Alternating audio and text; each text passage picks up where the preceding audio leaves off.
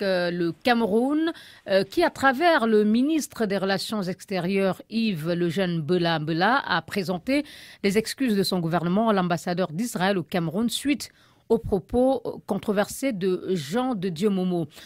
Le ministre délégué à la justice a établi une relation entre l'histoire des Juifs sous l'Allemagne nazie en réagissant aux manifestations, la destruction des ambassades du Cameroun à Paris et à Berlin, l'arrestation qui a suivi de l'opposant Maurice Kamto, qui est donc au cœur d'une polémique ethnique, le ministre étant de la même région que l'opposant.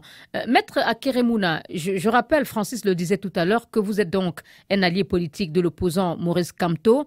Quelle est l'analyse que vous faites de ce parallèle relevé par le ministre Momo en pleine tension ethnique dans votre pays?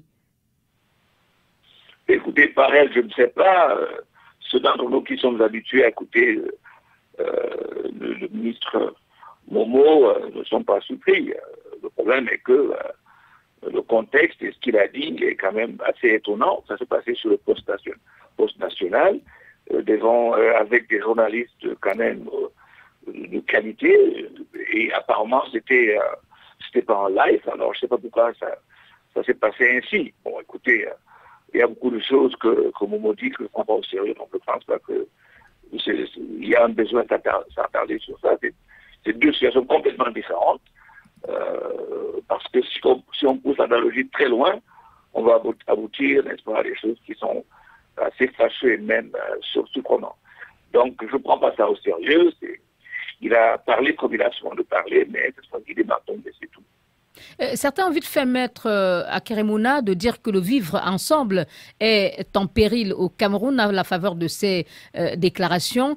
Est-ce que, d'après vous, la prise d'opposition jugée maladroite de Maître Momo s'est peut-être nourrie du contexte politique actuel, vous-même vous l'avez relevé, et surtout des tensions ethniques qui ont suivi la présidentielle sur les réseaux sociaux dans votre pays? Écoutez, moi, je ne veux pas m'attarder sur le côté analogie, mais je veux dire ceci. Ce qui se passe au Cameroun, ça se passe partout. Chaque fois que n'est-ce pas, les politiques, n'est-ce pas, instrumentalisent des revendications socio-économiques, ça donne ce que ça donne. Hein? Donc, si vous êtes Bambileke, vous êtes Kamto, si vous êtes anglophone, vous êtes Keremouna, si vous êtes Betty, vous êtes Boubia. Et ça, c'est nourri par les politiciens eux-mêmes. Donc, je pense que c'est le résultat de cela, et partout en Afrique. Chaque fois que les politiques tentent, n'est-ce pas, de se faire une place en instrumentalisant, n'est-ce pas, les ennemis, les affinités tribales, ça donne ce que ça donne. Donc, ça ne devrait surprendre personne. Le seul problème est que, par la suite, personne ne peut contrôler. C'est ce qu'on vit au Cameroun. Et c'est ça le danger.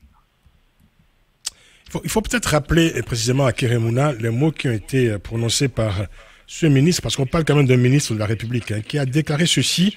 En Allemagne, il y avait un peuple qui était très riche et qui avait tous les leviers économiques, c'était les Juifs.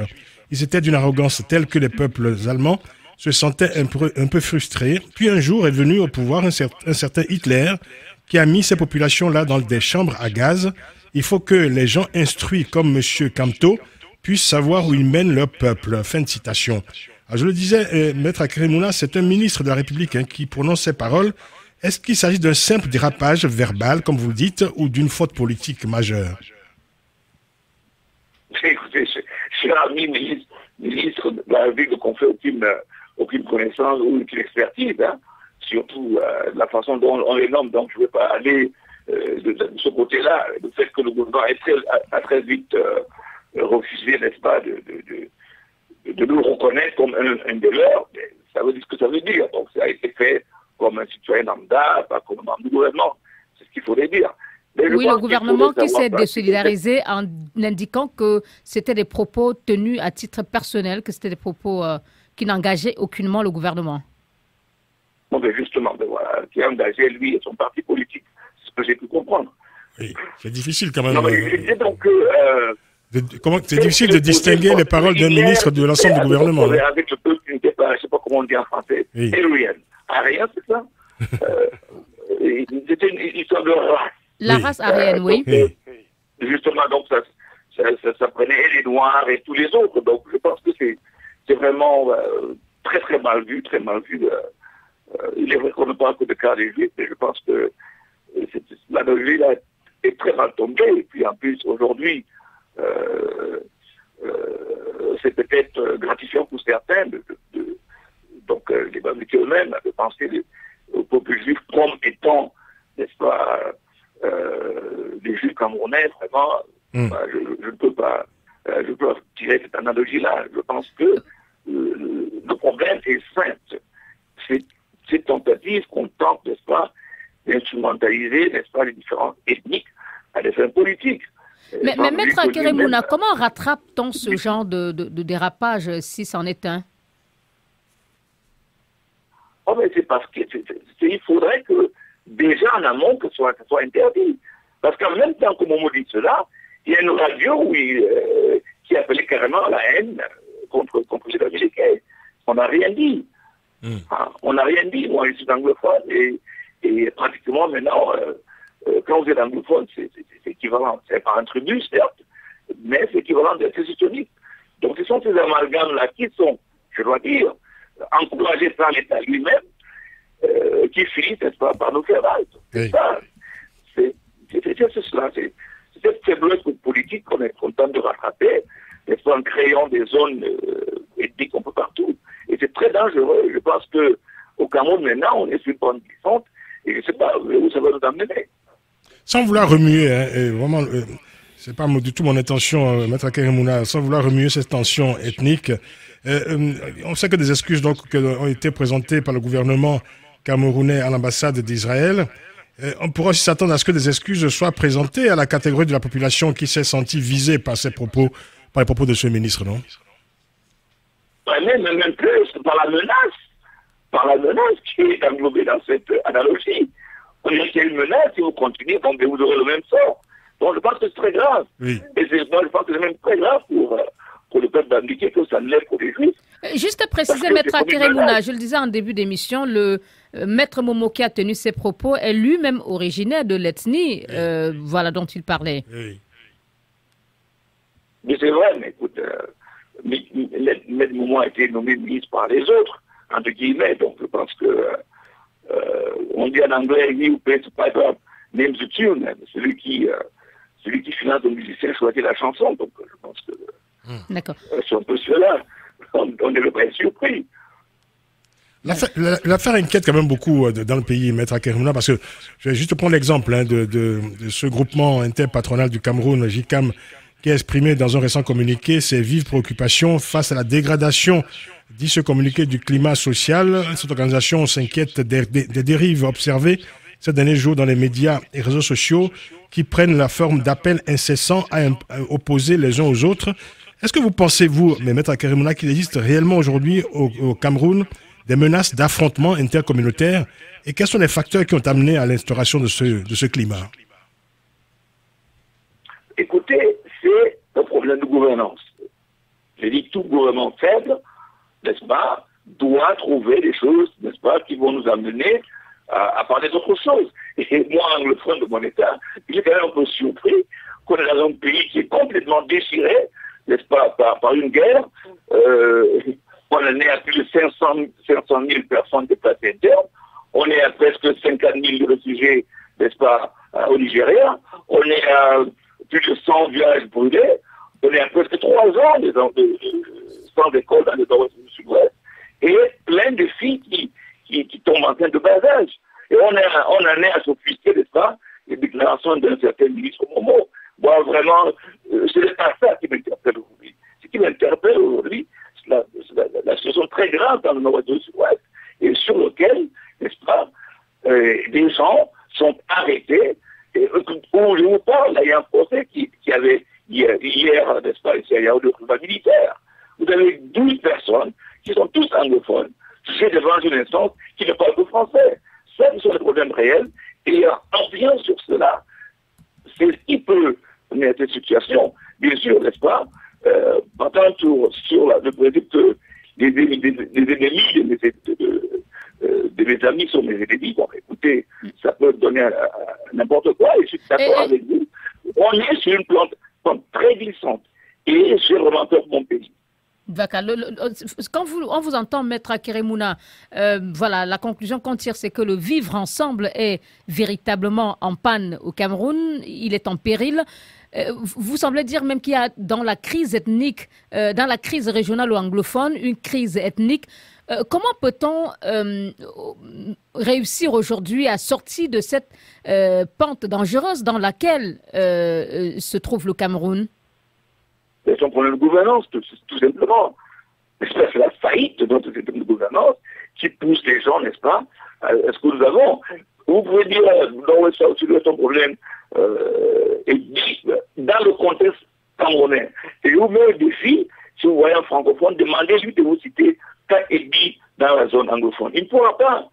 Parce qu'au Cameroun, les gens vont dire Boulou, Bamileke, Bassa, Douala, il dira anglophone.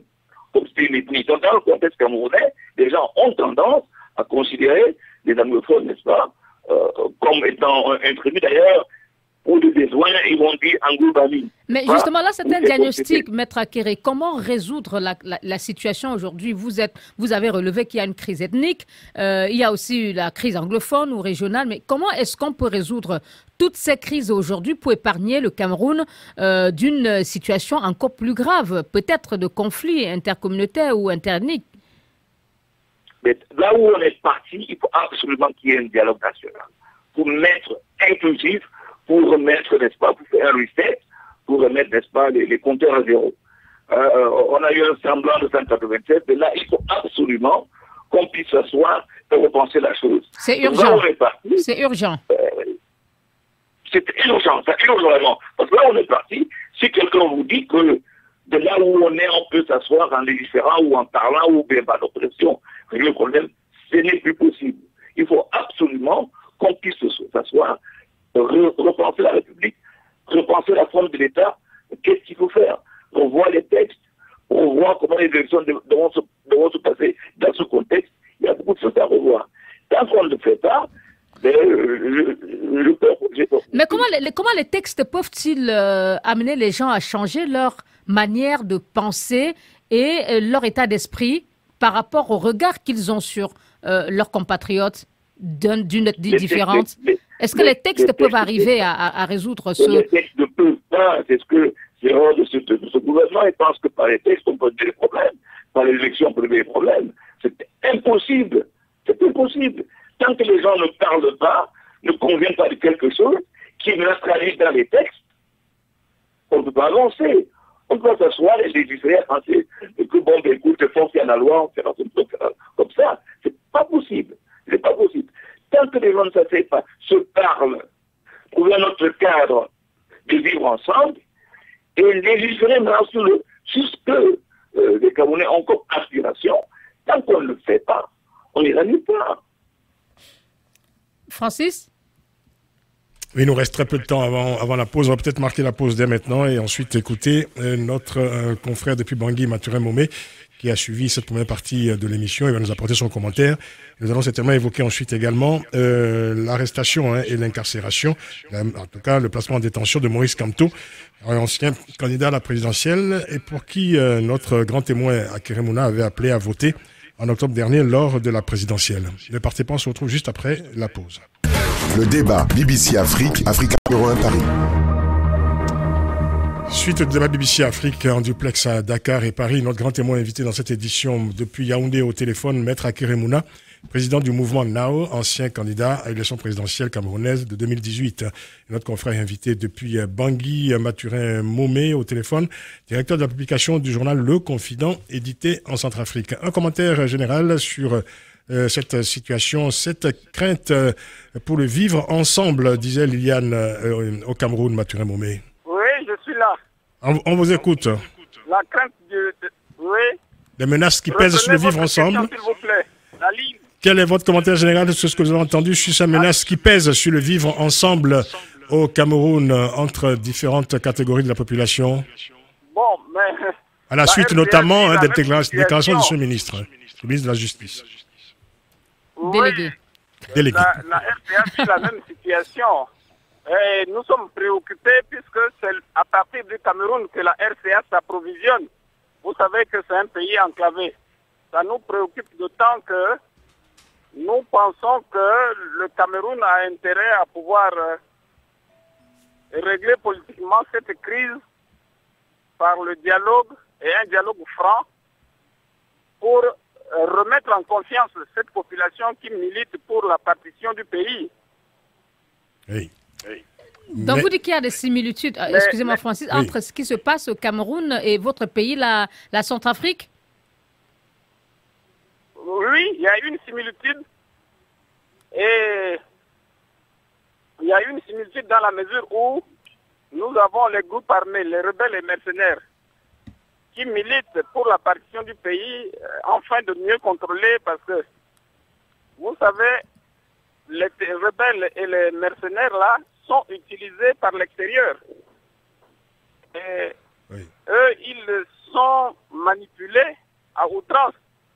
Surtout qu'en majeure partie, la coalition Séléka n'est composée que des rebelles étrangers qui ont gonflé les rangs de ces mercenaires-là. Alors, vous allez revenir, vous allez revenir à la situation centrafricaine un peu plus tard dans la deuxième partie de l'émission. La situation au Cameroun nous préoccupe. Oui. Parce que nous nous ravitaillons durant notre crise à partir du Cameroun. Bien sûr. D'accord. On a réussi à sécuriser le corridor entre Bangui et la frontière pour nous permettre de continuer à nous approvisionner. Mais quand on nous dit qu'au Cameroun, ça ne marche pas, et surtout que le Cameroun héberge la majeure partie de nos réfugiés, les réfugiés centrafricains. Donc vous êtes inquiet. Donc, et vous suivez ce qui se passe au Cameroun. Bien Merci. entendu. Francis, avec notre invité. Maître Akere Mouna, donc j'évoquais la situation de Moïse Kamto, pour qui vous avez appelé à voter en octobre dernier pour la présidentielle. Alors, on a remarqué que après son arrestation le 28 janvier dernier, vous étiez deux, vous-même et Joshua aussi, du SDF, à avoir appelé à la libération immédiate de Moïse Kamto, un appel qui avait d'ailleurs été relayé par Amnesty International. Comment vous expliquez que cet appel, qui était le vôtre, n'ait pas été plus massivement relayé par la classe politique camerounaise? Je pense que bien à part de ceux qui sont au pouvoir, la plupart des classes politiques savent qu'on a un problème réel, n'est-ce pas? N'est-ce pas, quels sont les droits civiques des partis de l'opposition et des autres citoyens. Et beaucoup de gens demandent, n'est-ce pas, la libération. D'ailleurs, je pense que même le Conseil de l'ordre des avocats du Cameroun, d'ailleurs même de la France, ont demandé. Donc, ce connu-là, personne, à mon avis, tous ceux qui devaient parler ont parlé en demandant la libération. Mais écoute, connaissant notre pays, c'est parce qu'il va les ébranler. Donc, mais excusez-moi, Maître Akere, certaines sources indiquent que c'est le président du MRC, Maurice Kamto, qui refuse d'être libéré parce qu'il exige aussi la libération des personnes avec lesquelles il a été interpellé à l'issue de la marche de samedi dernier. Ah, ça, je n'en sais rien. Donc, je ne sais pas. J'ai été lui rendre visite. Un ami et collègue, il est avocat aussi, Maurice Kamto. Il lui dit bonjour, je crois que c'était dimanche dernier. Donc, et j'ai lu aussi le Valsero, d'ailleurs, qui va solliciter que je me constitue pour lui comme avocat. Et j'ai dit bonjour je crois, à Alain Foguet. Donc, et je ne sais pas d'où sort cela, de toutes les façons. Je ne sais pas comment on peut se maintenir dans un endroit sur lequel vous avez aucune emprise contre le désir de ceux qui y sont. Donc, je pense que je ne sais pas d'où ça sort. J'ai aussi lu, mais je lui attache aucune importance parce que il ne me l'a pas dit quand j'y étais. Donc, voilà. La seule chose, c'est qu'on ne lui avait pas notifié, n'est-ce pas? Là, il m'a dit qu'il était en détention administrative et on lui a encore notifié cet acte, ce qui est quand même ahurissant. Alors, justement, en l'absence... On peut vous arrêter sans vous dire pourquoi on vous arrête. Alors, où en est-on aujourd'hui, justement? Quel est son statut judiciaire, précisément, aujourd'hui? J'entends qu'il est sous détention administrative. Oui. Et qu'est-ce un arrêté... et les greffes lui ont été notifiés clairement aujourd'hui? Donc, il a été notifié, je pense, il y a 2 jours, je pense, après 11 jours de détention, parce que Valsero aussi, l'avocat qui suit l'affaire étroitement, m'a dit qu'il a été notifié il y a 2 jours. Alors, Maître Akeremouna, on sait que Maurice Kamto et certains des membres de son état-major, vous avez parlé de Alain Foguet tout à l'heure, ou encore Maître Michel Doki, ont été arrêtés à l'issue des manifestations qui ont eu lieu à Yaoundé, manifestations pour contester la réélection de M. Biya en octobre dernier. Mais est-ce que vous comprenez que certains considèrent cela comme de l'agitation politique injustifiée, contre-productive même, et que le MRC et ses alliés peut-être gagneraient à préparer les prochaines législatives ou même batailler pour la réforme des lois électorales? Même donc il n'est pas arrêté à ma connaissance pour le moment. Oui, tout à fait. Mais elle a reçu une balle d'après certains membres du MRC. Manifester est un droit consacré dans la Constitution et même protégé par la loi, n'est-ce pas, qui définit comment on peut manifester. Alors, là-dedans, l'État a violé tout ce qu'il y a comme texte en ce qui concerne que tu veux venir à la répression, si on veut tirer, qu'est-ce qu'il faut faire. Donc, tout ça a été violé par le gouvernement. Donc c'est cela qu'il faut affirmer d'abord. Donc, appliquer la loi et bénéficier des protections constitutionnelles ne relève pas d'une stratégie politique. CPR et puis sortir seulement pour les législatives. Encore que je ne sais pas ce que ça va donner. Donc je pense qu'il est impératif et important. Et tout, que ce soit l'ONU ou les autres partenaires, disent qu'on a un problème au Cameroun parce que, n'est-ce pas, le droit, n'est-ce pas, de manifester qui est dans la Constitution est quelque chose, c'est comme une loterie. Vous faites votre lettre, on vous accepte, on vous rejette. Donc je pense que c'est ça qui est fondamental. Là, on n'est pas un parti politique, on est un mouvement citoyen. Ça veut dire que quoi? Alors, on n'a pas le droit de manifester puisqu'on ne va pas vivre un mandat. Je pense que c'est ça le problème. C'est une répression qu'on a dans notre pays qui est le résultat d'un mouvement frileux. Je ne sais pas de quoi ils ont peur. Quand on gagne à 14%, on devait être confiant qu'on a tout le peuple avec soi. Et là, on a des gens qui sont frileux et très rapides d'attirer sur la gâchette. Alors, vous n'avez pas répondu précisément à la question que vous posez, Liliane, il y a quelques instants. Je vais vous la poser autrement, Maître Akeremouna, parce que ces événements ont ravivé ce que une partie de l'opinion au Cameroun considère comme un contentieux post-électoral non encore soldé. Est-ce que vous considérez vous-même que le contentieux post-électoral est toujours intact? Écoutez, vous posez la question à un avocat. Oui. Et dès que le Conseil continue de se prononcer sur ces élections, quel que soit le contexte, en ce qui concerne le contentieux électoral est clos.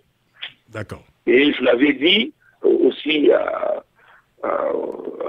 aux personnes, à Maurice Kamto, et aux autres intimes, oui. Que, en ce qui me concerne, n'est-ce pas, j'avais appelé à voter pour lui, mais puisque le Conseil a pris position, c'est terminé. Et je pense qu'il faut faire le possible. Donc vous ne comprenez pas que le MRC organise encore des manifestations pour exiger, oui, allez-y, pour exiger, pour dénoncer la... En 92, dans les revendications, et pour la même position. Tant que l'instance qui est compétente, n'est-ce pas, pour rendre la décision désignant celui qui est président, il prête serment, il entre en fonction. Ainsi, mon conseil, c'est terminé. Donc vous ne comprenez pas que le MRC organise des manifestations encore aujourd'hui pour exiger le rétablissement de ce qu'il appelle la vérité des urnes? Mais ça, c'est une tactique du MRC sur laquelle je ne peux pas répondre. Mais que vous n'approuvez pas. Mais que vous n'approuvez pas. Vous n'êtes pas d'accord avec cette tactique du MRC? Pardon? Vous n'êtes pas d'accord avec cette tactique du MRC que vous avez soutenue? Je n'ai pas à être d'accord ou pas d'accord. Je n'ai pas à être d'accord ou pas d'accord. Je ne suis pas du MRC, moi. Je pense qu'on a un problème qui concerne le fait que l'espace est en train de se rétrécir à ce qui concerne l'espace de droit civique. Et contre ça, sûr qu'il faut manifester. Et je suis pour le fait que notre loi électorale est une moquerie pure simple. Merci beaucoup. Qui est conçue pour faire gagner, n'est-ce pas, le papier pour moi. Merci. Merci.